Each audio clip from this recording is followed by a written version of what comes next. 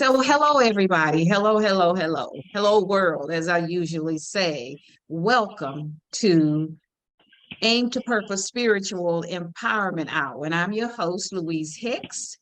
And I'm here with my special guest today, Sylvester Gilmer, who is from my hometown, Cooper Road, USA, Shreveport, Louisiana. And I reached out to him because he had such an inspiring story. And I even have my Cooper Road shirt on today, as I shared with you a little bit earlier, I should have put because mine on. you got one, you should have put yours on, but that's okay. You're good, you're good, you're good.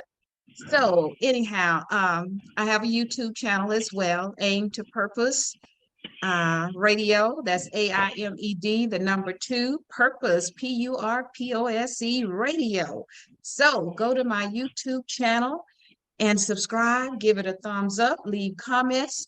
Please share this video because this is a video that everyone should listen to. If you have dreams, I mean, it's time for you to go and get it and fulfill your dream, because that's what Sylvester did. So, Sylvester, with that being said, tell us a little bit about yourself. Hey, Little everybody, once bio. again, my name is Sylvester Gilmer. Think about me, I'm easy going person. I'm cool. I just like to be, have fun with my brothers and my friends. So I just to try to enjoy life because it's real short and you only live it once. So basically, that's what I've been trying to do over these last couple of years I've been on this earth. Okay. Well, we're going to get into some details about Sylvester's life. And Sylvester has a birthday coming up on, is it November the 4th or the 5th? November, it's the 5th. It's the 5th. Okay, on November Yes, ma'am. 5th, which is soon. And he's a millennial and his story is so inspiring. So first, let's say you're now coming to us from Minnesota, where you're currently living, and I'm coming to you from Texas, where I am right now, and I will be back in California in a few weeks because I live between the two, California and Texas. So I'm in Texas and Sylvester is in Minnesota. So I just shared with our audience, Sylvester, that you are and I, both of us, are products of the Cooper Road, USA, Shreveport, Louisiana, and Yes, you ended ma'am. up in Minnesota. So how did you end up in Minnesota? At what age did you end up in Minnesota? Well, I moved up here when I was like 12. Came up here with my Okay. mom and my dad. So that's how I ended up in Minnesota. When you kid, you ain't got no say so. So you are in Minnesota by default because that's where your parents moved to when you were about 12. And I do understand that Yes, ma'am. because that's how we all get to where we are. It's our parents that takes us to those places. So you ended up in Minnesota at about 12 and you started going to school out there. Yes, I ma'am. take it you might have been in either ending your elementary school year or junior high, into junior I, high when you got there. yeah, I came up here doing my junior high, sixth grade year. Okay. Oh, okay. So then you went on to high school, and I understand you were in sports, and Yes, ma'am. you ended up becoming paralyzed. Yes, And we ma'am. know that was a tragedy. So you were shot when you were about 17, is that correct? And it was in 2005. Yes, ma'am. That's right. So 2005. share a little bit of that with us on so everyone can understand what happened, how this tragedy happened to you at that age, and what were you doing on the day that it happened?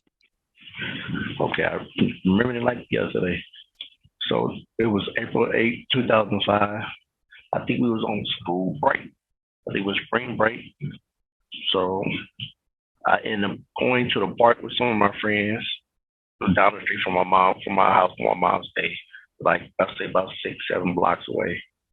So I was there all day. We was playing basketball from I want to say from like 3 to like 3 to 7:30. So we all started walking back, going back home.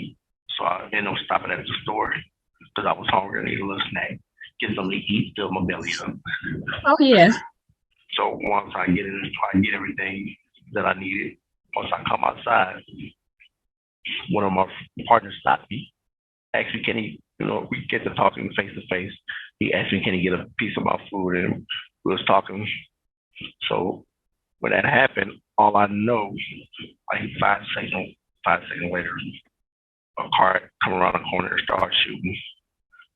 So when it happened, I got shot in the back, so I had my back turned, so the bullet hit me in my back and C4 of my spinal cord that paralyzed me, half of my chest down.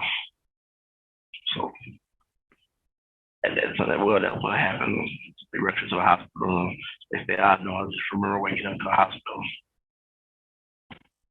and distraught. Like I couldn't believe it happened because I had a scholarship for football on my way to Jackson State.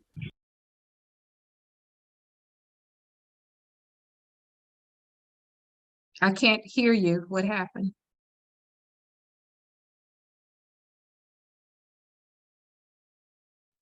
Can you hear me now, Ms. Lisa?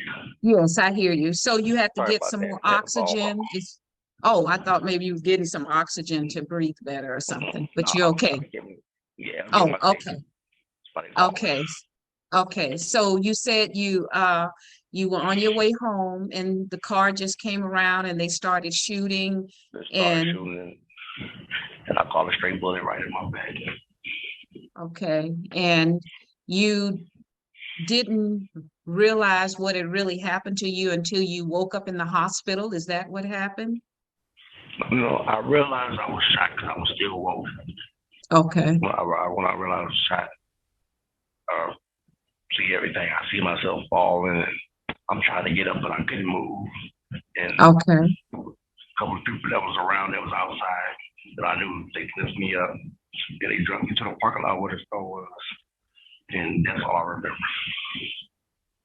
Until you were So awake in the hospital. I wake Okay. up in the hospital. And you said you had a scholarship. I didn't get the rest of that. So you were playing, Yes, you I were had a into scholarship. sports? Yes, Uh-huh. I had a scholarship for football to Jackson State. I was going to Jackson State.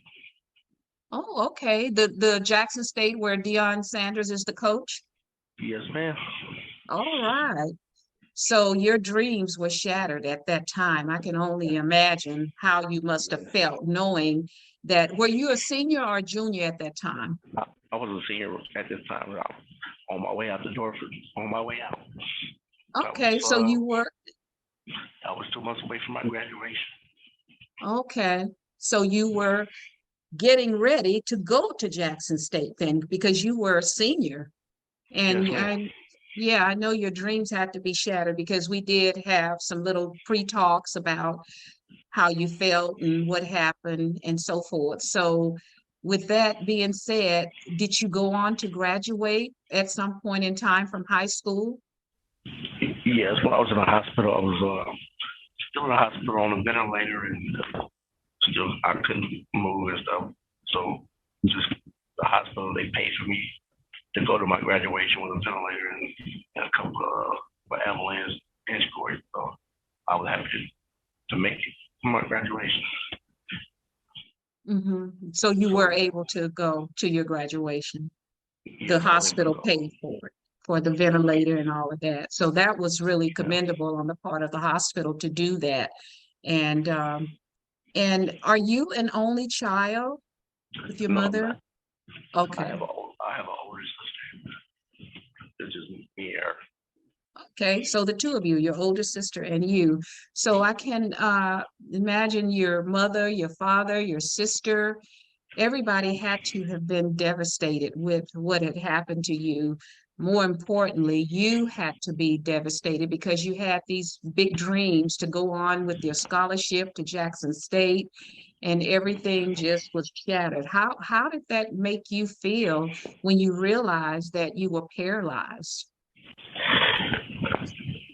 But I realized that it was heartbreaking. It was heartbreaking. I just thought, I thought my life was over with, and I ain't really want to be here no more. I'm just depressed. I couldn't believe it. Mm-hmm. I couldn't believe it happened to me. So 3 seconds, just life changed real quick. I can imagine. Knowing you're not gonna play something you love, thought you was going aspiration to go to the NFL and be shattered. It was hard. I can imagine. So how were you doing in school academically? Were you driven for both the sports and your academic achievements as well? Well, academic, I always been smart. Academic was okay. I tried, but I didn't try my hardest like I should have. Right. I didn't try my hardest like I should have. Just being young. Sometimes. Just being young. Right, being young, and sometimes that happens, but we know that you were talented in both areas because you went on to do something so amazing, and we're going to get into that in a little bit. But when this happened to you, and the police, I'm sure they came to talk to you and investigate and so forth. How did that go? And did they find the person that shot you? So I didn't talk to the police until I was able to talk. So I think I talked to them like, oh, they came to the hospital and see me. I was in the hospital, we talked. They would name the hall, show me pictures of gang members and all this extra these questions that weren't really irrelevant. But they said they didn't they found a lot of bullet casings in the ground. It was two different bullet casings. So they called somebody that was doing the shooting at an eyewitness, but they say they didn't have enough evidence to charge one. But did you say they had an eyewitness? Yes. And they didn't have enough still with the eyewitness, and they didn't pursue, did they pursue it any further to see if there was, so they just dropped it? They just dropped it, yes. And were there any protesters, any protests going on as to what was going on? Because from what I understand, this was a Black person that shot you, right? Yes. So it wasn't no protest. It wasn't nothing. So, and up here, first thing they want to say that you a gang member and you Black, so you got to be a gang member, especially in the community my mom lived in. It was a good but bad area at the same time. So It was a lot going on at that time during 2005. So who accused you of being a gangbanger? You know what? I don't even know. When it happened, the news people was there. So, that's the first thing they said. Where I got shot at, it was gang activities in that area. Were you ever involved in any type of gang activity? No, not really. Okay. I just do a lot of them because we're in my neighborhood, you're right in your neighborhood, so you have no choice but to see these people every day and talk to them. You going to school with them, so that's about all. So you were just going to school, minding your own business, hanging out with some of your friends, but not affiliated with any of the bad stuff that was going on in the neighborhood? Not at all. I was always put my brothers in here, and my best friends. We always hold each other accountable for what we did, and we made sure that we never got involved with nothing like that. Play too many sports to even try to game bang. Right. Right, because you had high hopes for yourself. You had gotten a scholarship to go to Jackson State, so you had bigger fish to fry than to get involved with gangbangers. And this was just a drive-by shooting, and you just happened to be there, and they just came out of nowhere and started shooting. Did any of your other friends get shot, or were you the only one that got shot? I was the only person out there that got shot. Okay. And so Once they shot and you were shot, did they just Ma, drive away? I need my charger. Can you say that again, please? Did they just drive away and just started just shooting all of a sudden and then just drive away? So what happened? I came around. He was shooting. Then another person outside was shooting at the car. So he crashed. He crashed the car into one of my friend mama car, and he got out and started running. And the eyewitness, she was there.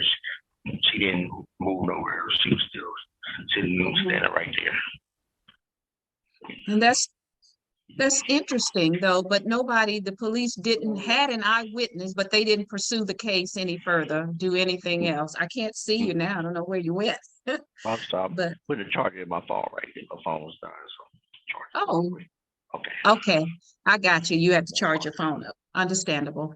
Okay, so with that, then you went through, had to have gone through, because you did share with me and you said it earlier, you went through a depression because your dreams were shattered. What was that like, and how long did it take you before you went back to school? Because I know you did go back to school and you got your degree in graphics arts.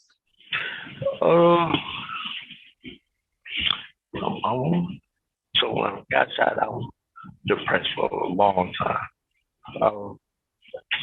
I want to say I was depressed about 3-4 years until my grandma came talk to me, and my other mom came sit down and spoke to me and said, "You still alive and life ain't over. You can still do what you got to do." So once I heard that, and I heard my grandma say that, I had to suck it up.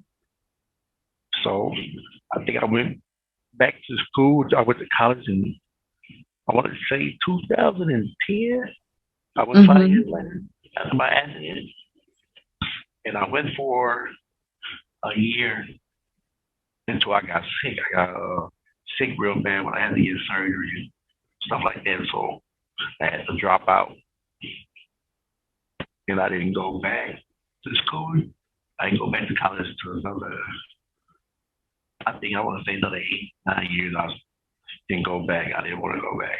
And so I got to go back and finish what I started. Because me, once I start something, I try to make sure I finish. And I knew my grandma that was watching me, and I had to do it. So you said it was your grandpa, your grandma, and someone else? No, just my grandma, my best friend mom, my mom. Oh, your grandma and your best friend mom. Okay. And they helped to make a difference in your life with you. And I know your mom was one of your biggest supporters, because she and I talked, and she's going to be on the show next week, and we're going to talk about some things.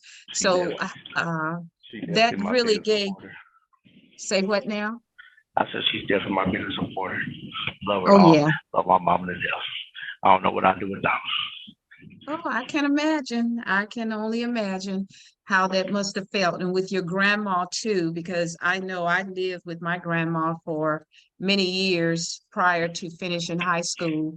And my mother was right down the street. My grandfather had passed away. So we all, just one at a time, went to stay with my grandma so she wouldn't be by herself. With grandmas and grandpas, and if you got that support system, it makes a difference. And then you said your friend's mother, so that was great, and your mother was there for you all the time. So yeah, so that out here too. Okay. And when they said I was supposedly a game maker, my friend mom, she the one called the news. She the one called the news and put this on TV. But you know, how y'all just saying somebody's a game maker and don't know the story. And it was crazy because I was a 5-star athlete in Minnesota, so y'all should have known that I wasn't in no games. Being a 5-star athlete in Minnesota. And you know, yeah, I'm glad you put that in there, because I was going to ask you about the news media there. What kind of story did they carry? And the fact that the police was so willing to drop your case, even though they said they had a witness, it just, because do Yeah, you think that's because you are a young Black man at the time, you were 17? And how did that's that exactly make you feel, that's knowing? that's that's exactly what it was. Being a young Black man, and in the environment I in, they brushed it off. Another Black boy shot that made it. He died. And to, for me not to be a statistic all my life, trying to not to be that, and happening to be that, yeah, I was Mhm. confused, and I knew the news people didn't care either. There's one from my mom, my other friend, my one, and telling them about this. I don't think they would have even said anything about it. So they probably only mentioned it once or twice on the news there, the local news, and it never got any worldwide news, did it? Uh, it went a little bit worldwide. Hmm. It went a little bit worldwide, but it didn't go Okay. worldwide. It went little couple of states. Okay, a couple states, but Yeah, nothing major, something that nothing major. severe. And the No. fact that it's Black on Black crime, and that's something that we need to really address in our community, because Black on Black crime is and has been for a long time one of the problems within the Black community. And for when that happens, it's sad that we don't address it like we do a police shooting of a Black man or a Black Right. child or a Black woman in the back, unarmed, breaking in their homes or whatever. We address those, but when it comes to the Black on Black crime, now your situation should have been something that should have been addressed. You would have thought, why weren't they out in the streets protesting or having rallies on your behalf? Because at that time, 2005, were you the only one that you know of that was a drive-by shooting at that time specifically, or were there others? 2005, I want to say, no, I did. I wasn't. No, I wasn't. Mm-hmm. Like a month before I got shot, I had two of my classmates got killed. So they had that. He got killed. They found him. Man, they found him in St. Paul at a car in the garbage area. Got shot 5 times. So that was a month before I got shot. And after Mm-hmm. he got shot, on another look, our classmate, he was my friend, one cousin's name was Courtney. The police killed him. So it was, during that time, it was a lot going on. Mm-hmm. Oh, yeah. It's a lot going on now too. And a lot of the crime, Black on Black, that's something that we don't hear the news media or any of these, most of these activists, I say, like the Jesse Jacksons back in that time and the Al Sharptons, they are Johnny on the spot when it comes to police shootings. Right. However, with me being around a long time, like 71 years, and I've been an adult for many, many years, and I notice when there's a police shooting of a Black person, they are Johnny on the spot. Al Sharpton is always there and talking, but with the Black on Black crime, you don't hear them talking about that. And that's something we You ain't really gonna need to address because it has destroyed lives and it you're could have not destroyed your life. you're not gonna hear that. You're not gonna hear it because they don't care. The world don't care. They don't care about us. We just some another statistic of a black person in the hood. That's all. That's all it is. And Mm-hmm. it baffles me because it's crazy. And also, like we need to get better because it's ridiculous. I done lost a lot of friends I know that grew with, and it's crazy. I never knew in a year some people I slept over a house with and played sports with every day. They gone, and we ain't up with 35, and it's bad It from is bad. Minnesota to Shreveport, and it's crazy. Mm-hmm. And it's only getting worse and worse as they go by. Oh, yeah. And that's what I indicated in the previous podcast just prior to when you weren't able to come on, I went on and talked about Black on Black crime, because that's something that we need to bring to the forefront and talk about. So I'm glad that you are expressing your thoughts about it. And my thought and sentiment, which we're not going to go into detail because I want you to share your story about how you got into designing and graphics and so forth. But from my personal experience and belief, a lot of it has to do with the music that we listen to and allow our children to listen to when they talk about us as what Black women, calling us derogatory name, denigrating us, and talking about killing one another, the drug addiction, all of that inappropriately plays a role. And we know, if you follow the money, you know why. And it's interesting because these rappers only address us as Black people in this type of music that they uh, establish or create. They won't talk about other ethnicities because they know if they do, they will be stopped in their tracks. So we have to stop it ourselves, and we have to start making demands upon them to stop denigrating us, because it's destroying us, and having situations like yours where these drive-by shootings, Black people killing one another, and we gotta put a stop to that. We gotta stop glorifying it. You got to stop glorifying it, because we the biggest industry in music. It's our Black music, and the higher upper salons, that's what they want us to do, is talk about that, so we can put each other down and do killers and kill each other. And we got to change the narrative of that. So only way we're gonna get better at it. Only way we're gonna get better as a community and like people. We got to change the narrative. Yeah, we do. Because they got money, y'all want money. Y'all don't let money dictate what's going on in your community and with your family and with us as Black people.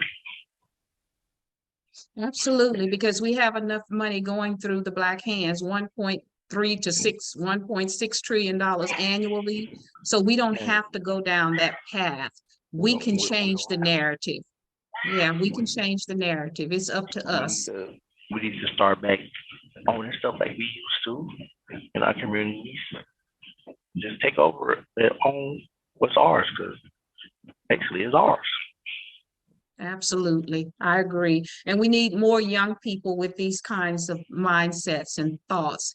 As a millennial, I admire what you're doing, and we're going to segue into that, because I don't want to keep you in here too long, because I know you weren't feeling well, but you wanted to come in and do the show, because I was going to cancel it altogether. But since you wanted to do it, I said, hey, we're going to do it. But this gives other young people hope, because look what happened to you and look what you're doing now. And earlier, when I did the podcast on Black crime, I shared your clothing wear. Now, what inspired you to decide to go into this area and go back to school, even after having the surgery? It took you a while because of depression, and that's understandable, but you did it. Why did you decide to do that? Oh, I wanted to prove to myself that I could do it, despite whatever I heard people telling me I can't. You can't do this. You won't do this. So me as a person, I'm gonna prove you wrong. But you're not about to now talk to me and tell me what I can and can't do. So that's what I did. And growing up, coming from Shreveport, Louisiana, you already we struggle down there, and we hard fighters, and that's what I am. I'm a fighter, and I ain't gonna stop fighting. That's right. That's right. We were raised to be fighters and to stand up for what is right. We were raised to be fighters. For us, we had the biggest Black community back in the 60s and 70s. I want to play my part to bring my neighborhood back together like it used to be. We got to strive, and I want my neighborhood to strive from here to Minnesota. Minnesota played a big part of my life. Oh, yeah. And you made a statement too about your clothing, because you went to school And you Yep. had did you have a passion for this type of design and graphics? Did you always have a passion for that? And I know you love the sports Yep. because you like to play the football too. That was my second passion was graphic design. I learned got into graphic design during high school because we had a technology magnum, and I was in technology magnum because I always liked the computers and doing stuff like that. And once I got into graphic design, I just fell in love with it, like making, I can make CD covers and I can do this, graphic design, do all this. Yeah, I fell in love with it, and then went from there.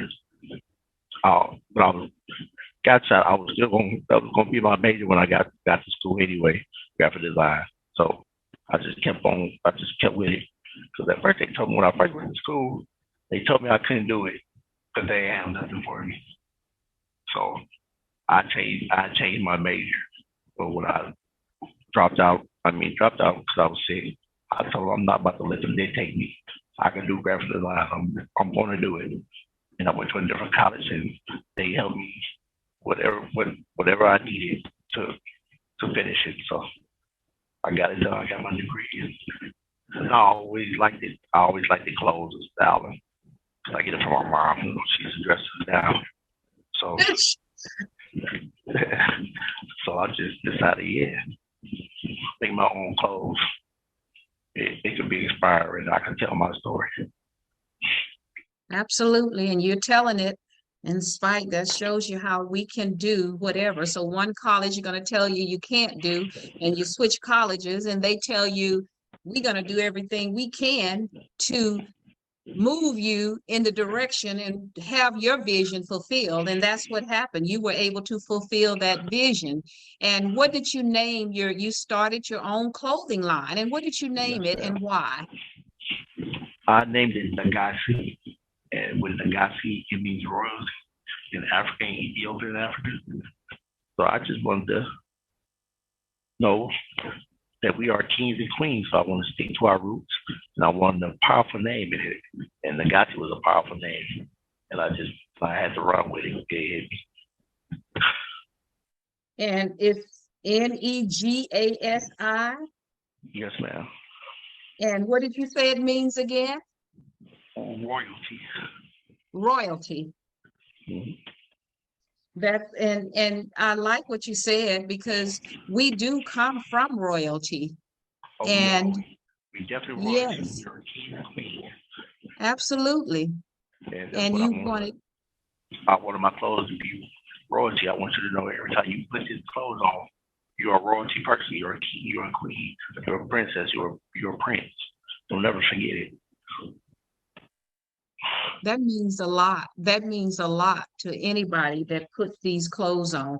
And that's Negasi, Negasi. And it Yes, means ma'am. royalty. It's from African roots. And we did come from kings and queens. Unfortunately, we were brought over here and became slaves, and much to our detriment, because our ancestors suffered so many atrocities. And to this day, we still suffer some of those atrocities. There's still Black people being hung. There was some hung in California, Yeah. uh, I think during the pandemic or post-pandemic. I read about it. Mm-hmm. So, and down here in Texas, I can't remember the name of the the name of the city where the young man was dragged to death. So it's still a lot of atrocities that go on in the jobs. I know discrimination, racism. I mean, I've dealt Racism. with it myself. So in your um, passion to pursue your clothing line, did you encounter any type of difficulties in getting your clothing line? And we want you to show some of your clothing, unless you want me to show the picture that I have, or do you want to show some personally? And what, did you have any difficulties getting started, and how did you do that? Because you were able to get your stuff manufactured and everything, right? Yes, ma'am. So I did everything myself. I did the logo. I designed my clothes. So basically, I was trying to get out, reaching out to people that had their own clothing line. But when I was reaching out, nobody was wouldn't respond or tell me anything. So I said, you know what? I'm gonna just do this on my own. I'm gonna look.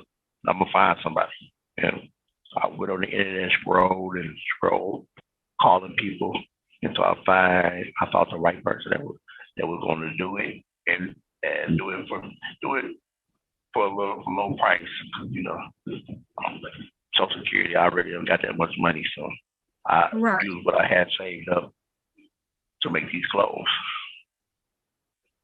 So then it was a struggle trying to deal with people from out the country. It's a language barrier. You got to make sure that they're not a fraud, because it's fraudulent out in Pakistan Oh, real yes. bad. So Mm-hmm. I had to go through that one. And first time I did my clothes, I made it. It came. I was just about to start selling. Then a pandemic hit, so they put me in the hole. I held back. Then, well, holding back, I was bringing my clothes back out to start back selling it. All my clothes messed up. Ink and everything was everywhere. So I had to call the manufacturer, try to get my money back or redo my clothes. He wouldn't do it. So I went like a year or two trying to get my clothes redone and get it fixed. Mhm. So I finally talked to the owner, and he made it right for me. So here I am. That's good, because you pursued something that you knew wasn't right, and Yes, ma'am. you talked to the owner. And the fact that you said when you couldn't find anybody, they weren't responding, you started doing your own due diligence Started until doing my you own found research. somebody. You never gave up. Never. Ain't no give up on it. If I want something, I'm gonna do what I gotta do to get it. That is I'm gonna do what I awesome. gotta do to get it. I ain't seen my mom struggle all my life, and see her get up and go to work 3 jobs to make sure we was right. So she planted that in us. That's good. So it was you and your mother and your sister, your father and your mother were not together at the time when you got shot, or were they? My mom and my dad was together. My sister, she was up here when I got shot too, so she was Okay. here. So we was all Okay. together. Oh, that's good then. She was grown by the time she was grown when I got shot. So Your older sister. yeah. Yes. Okay. Well, I tell you, Sylvester, you are a remarkable man, and you gonna be 30, what, 5 or 35. 36? 35. 35, your birthday on November 5th. And Yes, you are ma'am. a millennial. I have a daughter that's 33, a little bit younger than you are. And I tell you, I see some of these young people out here your age. My daughter is doing something though. She's running her father's real estate business. She's starting her own business. But we have so many young people out here that's not doing anything. Some of them sit around and get high all day, and they steal from other people so they can get high or whatever, and they Mm-hmm. rob and shoot and kill. And you chose a different life in spite of the tragedy. So what can you tell the other millennials out here that can help them to see the light so that they can move in a positive direction and not do some of the inappropriate behaviors that are still going on today in our community? Just tell them it's always a light at the end of the tunnel. Don't never give up. Don't listen to nobody to put you down, because you can do what you want to do. It's just about your mind frame and being strong and being adamant. Just don't never give up. So I know we see all this crime and gang banging, and you just make sure you don't be statistic. You be the change. So if you be the Absolutely. change, more will follow. Absolutely. Thank you for that. That's such a powerful statement you just made. You be the change and never give up, and stop following the wrong people, because that's what gets a lot of the young people in trouble nowadays, following the Mm-hmm. wrong crowd, that bad association. So you really made a powerful statement, and I hope those that are listening or watching will take that advice and do something positive with it, because so many are running around and they have their health, nothing is wrong with them, but they're not doing Right. anything with their Not doing lives. nothing. And that's sad. That's sad. It's real bad. Real bad. Yeah. Yeah. So do you want to show something that or you want me to show the picture again that I showed earlier? Or do you have? I could show some. I got some clothes. Okay, share Hey, some my of it. clothes. Yeah, share My some of clothes. yours. And Nagazi, I love the name that you chose So you see the because one I it supplied? has meaning. The It bags has that's so mine. much meaning. So I like that. In the closet. Right there. So we want to see it. And I can also share if you want to, but you share because we can see it in person from you. Okay. Here go one of the outfits. Turn the camera. Okay. Just gonna turn the camera for a second. How do you turn it? Oh, hold on. Okay. There you go. I saw it at one time and then it disappeared. Looks like one of Turn the, the phone the other way. there we go. Now Oh, that's okay. really nice. I like that. And I Open like the jacket. logo. Your logo is just amazing. And Yeah, you it- designed that. That's a design of yours, Yes, that mine. that I outfit. trademark and everything mine, and the number 44 is on there. Is my football number. So Oh, okay. Your football number was 44. That's why. yes, ma'am. Because I was going to ask you, I was wondering why I said 44. So that's your football. And I like your logo. I like the name. It's such a positive name. And the fact that you design your wear. And now you said you're not done yet. You're going to design some more. You said some t-shirts and things, right? Mm-hmm. Yes, ma'am. I just got a couple of new colors in. I'm going to show you this one for the Okay. Union's Day for the women's too. And again, everyone, I'm Louise Hicks, your host of Aim to Purpose Spiritual Empowerment Hour, and I'm talking with Sylvester Gilmer, who, against the odds, because he was shot with drive-by shooting in Minnesota at the age of 17 when he was a senior in high school and had gotten a scholarship to Jackson State University down in Mississippi. That's in Mississippi, right? Yes, ma'am. And due to that, he was unable to, as he mentioned earlier, he was unable to go, of course, and do the scholarship because he was paralyzed. It was a scholarship in football, and he was going to be playing. What position did you play by chance? I'm sorry. I played linebacker and running back. Oh, okay. Linebacker and running back. Okay. Yes, ma'am. And in spite of those dreams being shattered, Sylvester didn't let that stop him. He had another vision and another dream, and he's fulfilling it now with his own clothing line, Nagazi. And again, I'm Louise Hicks, your host of Aim to Purpose Spiritual Empowerment Hour, and I'm here with my special guest, Sylvester Gilmer, who has his own clothing line, Nagazi. Go to my YouTube channel and subscribe, which is aimed, AIMED, the number 2, Purpose Radio, Aim to Purpose Radio. Subscribe, thumbs up, give some comments, and please share this video. Share, because we share a lot of nonsense. So why not share something that can inspire others to do something positive, to uplift in our community? However, as we uplift, we inspire others as well, because we need to bring more love into the world. We have enough hate out here, and we need to stop the black on black crime, because this is what caused him to be paralyzed. But he didn't let that stop him, and that's a blessing. Thank God. That's a beautiful blessing. And he just showed us some of his wear. You have anything else you want to show us? But right now, they'll just see I got tracksuits. I got 8 different colors. I got 4 that's coming. That's about to drop in a couple of weeks. So Okay. If you want anything, just go on legacy44.com. That's my online site, and you go look it up. And I'm on Instagram and Facebook. And if you need anything, just hit me up, and I got you. Okay. And what's your site again for your clothing line? It's legacy44.com. Negasi, that's Negasi, Negasi44.com. So that's pretty easy.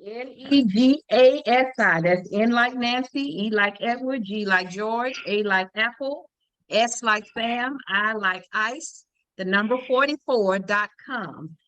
And he's also on Facebook and Instagram. And his Facebook is, what's your Facebook? It's Lil, Lilsyl versus Chino Gilmer. C, that how you spell the other part? C-H, what is it? CHINO. My last name Gilmer. GILMER. Okay, so that's on Facebook. L like Larry, I like Ike, L like Larry, S like Sam, Y like you, L like Larry, VS, V like Victor, S like Sam, Chino, CH, that's C like Charlie, H like Harry, I like Ice, N like Nancy, O like Oscar, Gilmer, his last name, G as in George, I as in Ice, L as in Larry, M as in Mary, E as in Edward, R as in Robert. And that's the Facebook. And he's on Instagram. What's your Instagram again? Instagram is Negasi44 LLC. Repeat it one more time.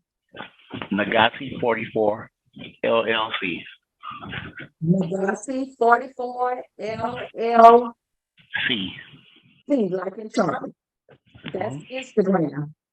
Okay. Negasi44 Negasi 44 LLC. That's Instagram. So we want to, how are your sales going? They're going okay? Because I'm going to order something from you. Okay, right now it's moving. It's going slow, but it's moving. I'm getting sales, but it's moving. So. And that's the important thing. It's moving. It's moving. So let's help it move some more, audience. We need to go to the website, Negasi, Negasi44.com, and start let's helping make it move. Right. I got one thing, and support your Black business, man. We need each other.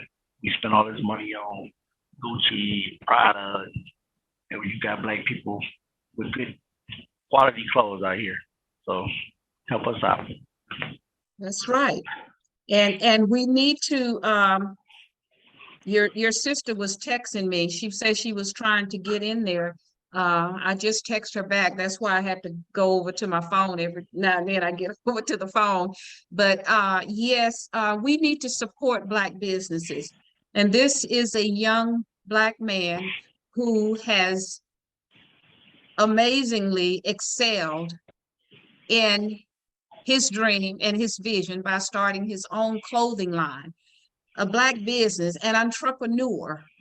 So go to the website, Negasi44.com, and let's patronize. Let's do business with our own. There's nothing wrong with doing business with others. However, we need to start doing business with our own.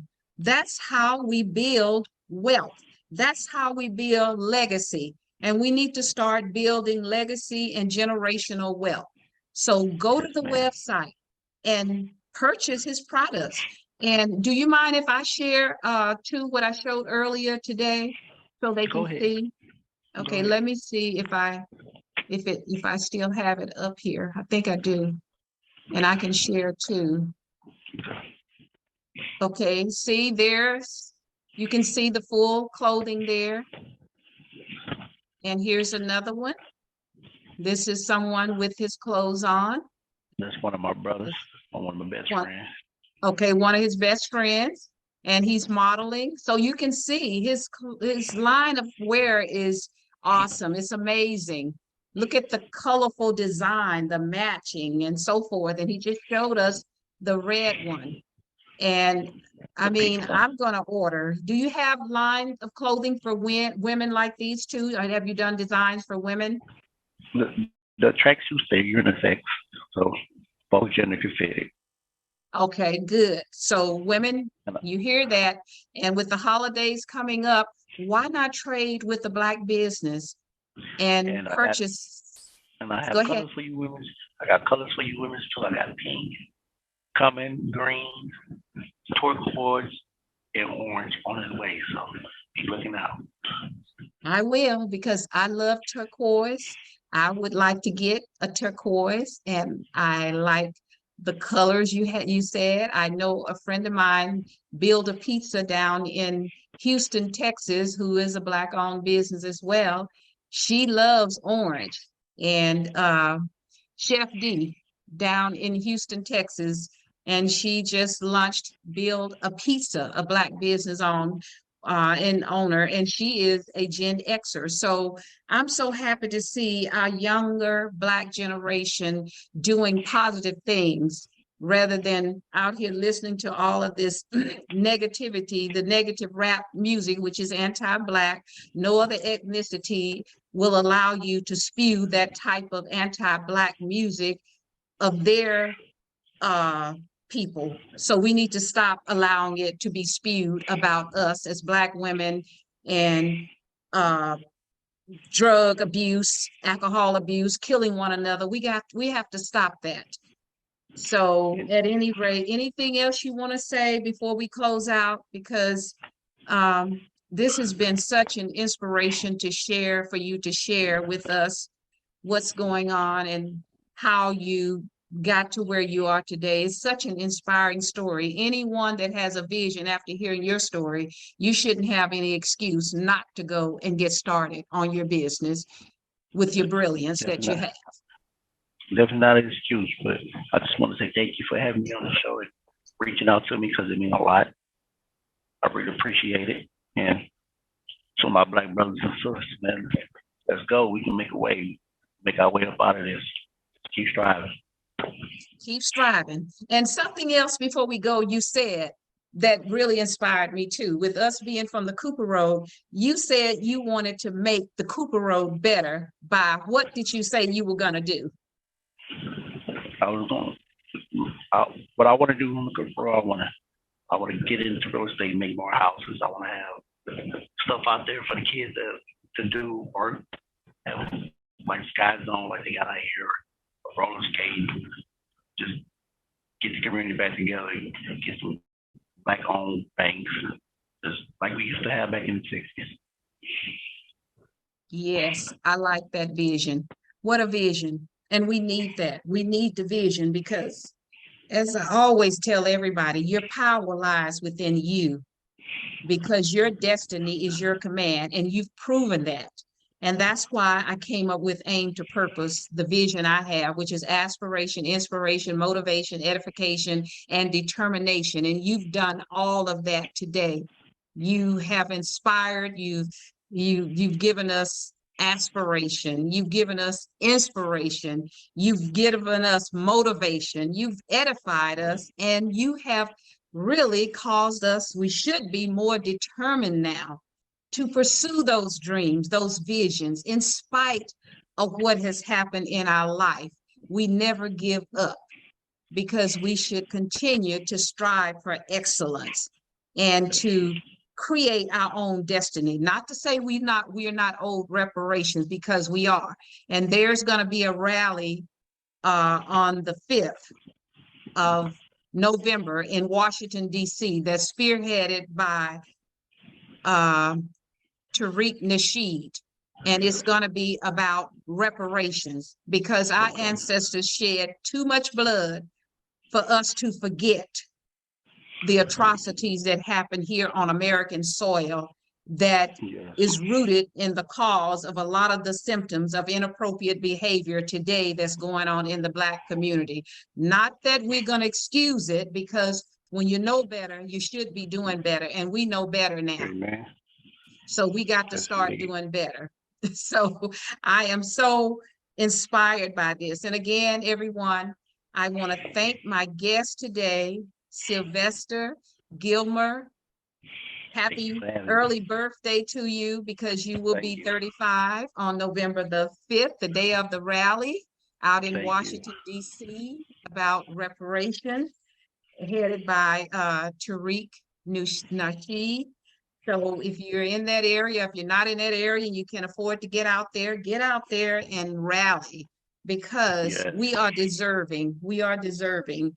And his clothing line again is Negasi, Negasi 44.com, the website. And on Facebook, LILSYL space VS, another space, CHINO, Gilmer, GILNMER. And then he's on Instagram as well as Negasi 44. So go to those sites and by all means, buy something. The holidays are coming up. Why not spend your money with the Black business this year and help promote legacy and generational wealth within our community? And that's not to say you don't trade with anybody else, because there's nothing wrong with that. However, we need to start trading with our Black businesses as well and help to elevate our community, because we know that we are a talented people. And to Cooper Road USA, I want to salute you, because we've had so many wonderful, amazing people of greatness coming off the Cooper Road of all generations. And I'm one of the baby boomers, and Sylvester is a millennial. And so again, I'm Louise Hicks, your host of Aim to Purpose Spiritual Empowerment Hour. My YouTube channel is AIMED, AIMED, the number 2, Purpose Radio. Please go to my channel, subscribe, give it a thumbs up, comments, and please share this video, because we need more relevant creations to be shared. So share this video. And do you want to have any last words before I close, Sylvester? Because your mother's coming on next week and we're going to do some talking as well. Once again, check me out. The big thing is happening. The Gospel 44 you will see worldwide real soon. Thank you for having me. I appreciate it. The love. Much love to you and your family. And I know I can't wait to see this be worldwide. So thumbs up, thumbs up, thumbs up, thumbs up, because your power lies within you, and let it loose. And always remember, your destiny is your command. And thank you again. And Cooper Road USA, greatness.